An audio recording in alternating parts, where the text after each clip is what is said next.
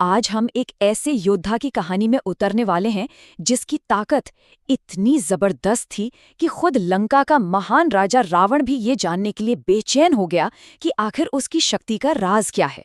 तो चलिए इस कहानी को खोलते हैं। जानते हैं ये सब शुरू कहाँ से हुआ? एक सीधे से सवाल से। लंका के राजा रावण ने पूछा, इस धरती पर सबसे ज्यादा शक्तिशाली योद्धा है कौन?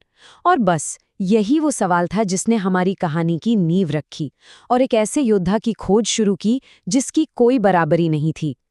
अब देखिए, रावण कई लोगों को जीत चुका था और उसे अपनी ताकत पर जबरदस्त घमंड था।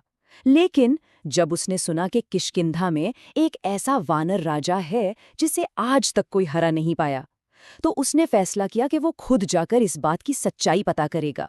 बाली की शक्ति की कहानी असल में उसके जन्म से ही शुरू हो जाती है। किष्किंधा के घने जंगलों में एक दिव्य सरोवर था जिसमें कहते हैं देवताओं की शक्ति बसी थी। ऐसी मान्यता थी कि जो भी उस सरोवर में जाता उसका रूप ही बदल जाता। और कहानी ने मोड़ लिया वानर राजा वृक्षराज के साथ।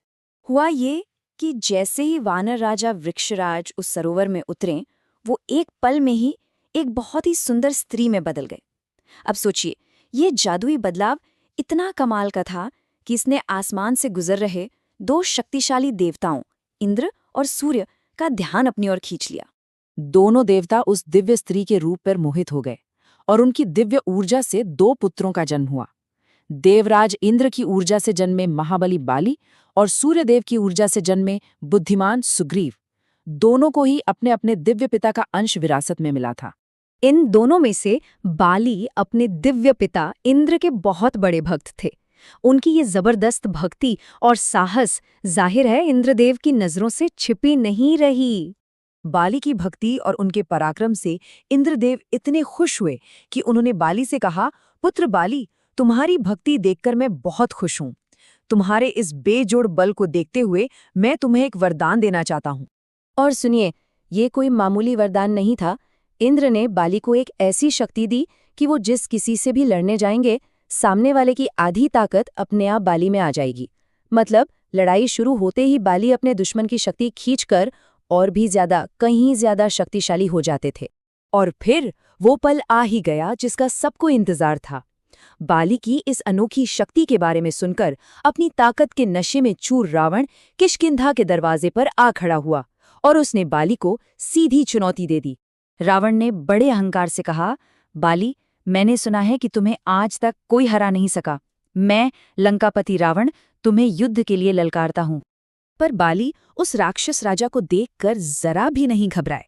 उन्होंने बिल्कुल शांत और आत्मविश्वास से भरे अंदाज में जवाब दिया, रावण, मुझे तुम्हारी चुनौती मंजूर है। तो अब टकराव के लिए मंच तैयार था और जैसे ही युद्ध की शुरुआत हुई, इंद्र का वो अमोघ वरदान अपना काम करने लगा और बस एक ही पल में शक्ति का पूरा संतुलन ही बदल गया।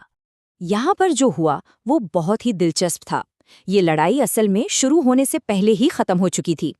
देखिए, जैसे ही रावण ने अपनी पूरी ताकत से हमला किया, तुरंत इंद्र का वरदान एक्टिवेट हो गया। रावण की आधी शक्ति बाली के शरीर में चली गई। नतीजा, रावण एकदम से कमजोर पड़ गया और बाली की ताकत कई गुना बढ़ गई। अपनी आधी ताकत खोते ही रावण को समझ आ गया कि वो ये लड़ाई जीत ही नहीं सकता।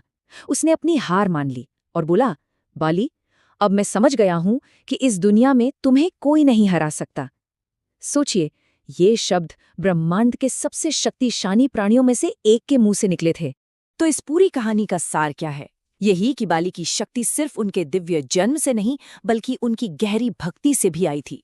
उन्हें जो अजेय होने का वरदान मिला था, वो कोई जन्मजात ताकत नहीं थी, बल्कि एक ऐसी अनोखी शक्ति थी जो दुश्मन की ही ताकत को उसी के खिलाफ इस्तेमाल करती थी। और इसी कमाल की क्षमता ने महाशक्तिशाली रावण को भी घुटने टेकने पर मजबूर कर दिया। लेकिन ये सब हमें एक बहुत बड़े सवाल के सामने लाकर खड़ा कर देता है। अगर बाली सच में अजेय थे, अगर कोई भी उन्हें आमने सामने की लड़ाई में हरा ही नहीं सकता था, तो फिर उनकी कहानी का अंत हुआ कैसे? ये एक ऐसी पहेली है जिसका जवाब हमें रामायण के अगले अध्याय में मिलता है।